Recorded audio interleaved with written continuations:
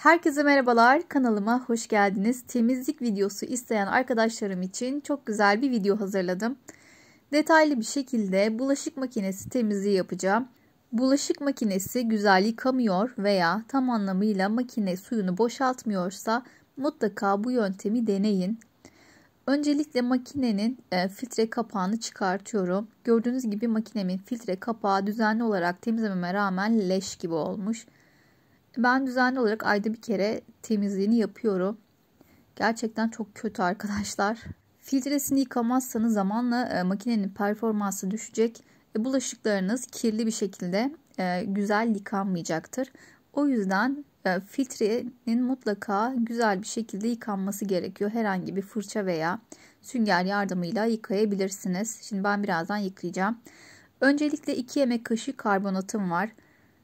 2 tepeleme yemek kaşığı karbonatımı her yerine eşit şekilde serpiştiriyorum. İsterseniz elinizle, isterseniz kaşık yardımıyla serpiştirebilirsiniz. Daha sonra karbonatlarımın üzerine 1 su bardağı beyaz sirke ekliyorum. Beyaz sirkeniz yoksa üzüm sirkesi, elma sirkesi gibi her türlü sirkeyi kullanabilirsiniz. Gördüğünüz gibi bir reaksiyona girdi. Böyle fokur fokur kaynamaya başladılar. Daha sonra bir sünger yardımıyla makinemin içini güzelce süngerliyorum. Özellikle o kapak kısmında çok kötü pislikler ve izler vardı. Oraları da güzel bir şekilde ovarak çıkarttım o pislikleri. Şu kenarları da özellikle çok kirleniyor arkadaşlar. Yani bayağı bir kir birikmişti kenarlarında da.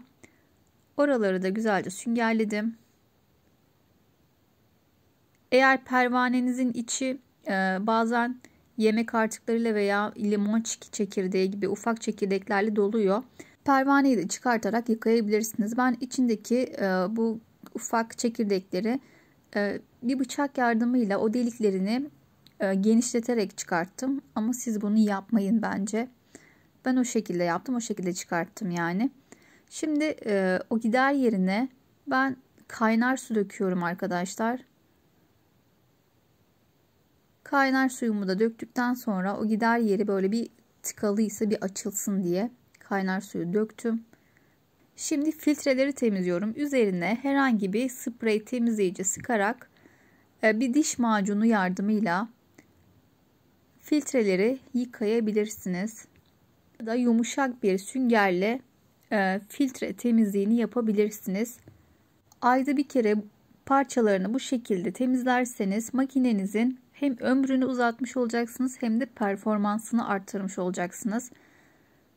Şimdi güzelce fırçaladım bütün parçalarımı, daha sonra yıkayarak geri takacağım.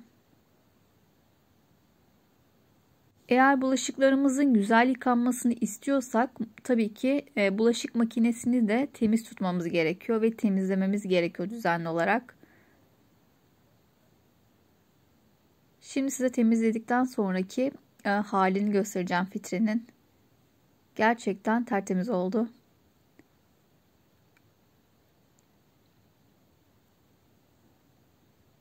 Şimdi bulaşık makinemin kapağına da aynı şekilde sprey temizleyici sıkıyorum. Ben Asperox kullanıyorum. Asperox gerçekten çok güzel bir parlaklık ve temizlik sağlıyor. Özellikle inoxlarda, ocaklarda çok güzel parlaklık sağlıyor. Normalde hiçbir sprey temizleyici kullanmıyorum. Çünkü beni tıkıyor. Özellikle o yağ çözler beni aşırı derecede tıkıyor arkadaşlar. Ama Asperox'a hiçbir şekilde tıkanma gibi bir şikayetim olmadı. Gayet güzel bir şekilde hem kokusu güzel hem de gayet parlatıyor ve temizliyor. Gerçekten memnun kaldığım bir ürün. Devamlı da almayı düşünüyorum. Yani Arap sabunundan sonra Asperox gerçekten çok işime yaradı. Şimdi kapağını da güzel bir şekilde ovaladıktan sonra şu kenarları da özellikle çok kirleniyor. Yumuşak bir sünger yardımıyla, çünkü eğer tellerseniz çizilecektir. Şimdi deterjan gözüne bir avuç kadar limon tuzu ekliyorum. Kapağını da kapatıp makineyi en yüksek devrinde çalıştırıyoruz şimdi. Bendeki tencere tava programı tencere tava programına getirip Başlatıyorum şimdi makinemi. Şimdi makinem bitti. Kapağını açıyorum ve içini size göstermek istiyorum. Gerçekten parıl parıl, çok güzel bir şekilde makinemin içi temizlenmiş. Siz de bu şekilde ayda bir kere makinenizi temizleyebilirsiniz. Umarım faydalı olmuşumdur. Lütfen like atmayı ve kanalıma abone olmayı unutmayın. Hoşça kalın. Bay bay.